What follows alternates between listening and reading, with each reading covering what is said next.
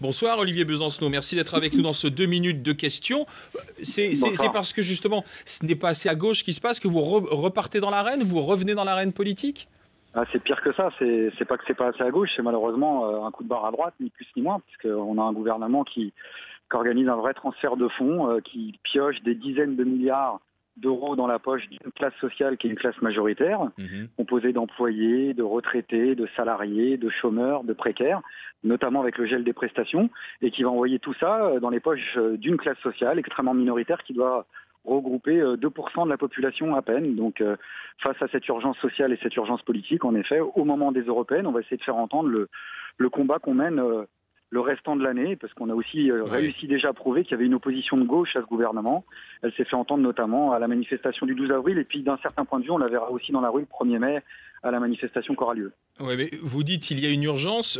Justement, s'il y a une telle urgence, pourquoi est-ce que l'extrême gauche n'a pas réussi à faire l'union, l'unité pour ces élections européennes avec une grande liste unique? Vous soulignez un vrai problème. Nous, on le regrette en tous les cas. Le NPA avait envoyé un courrier unitaire à Lutte ouvrière, au Parti communiste, au Parti de gauche, aux différentes composantes du Front de gauche. On a reçu malheureusement une fin de non-recevoir. On sait qu'il y a une partie des militants et certaines composantes d'ailleurs du Front de gauche qui étaient favorables à ça. Ça n'a pas pu se faire parce que probablement la direction du Front de gauche préfère regarder peut-être du côté de la gauche du PS.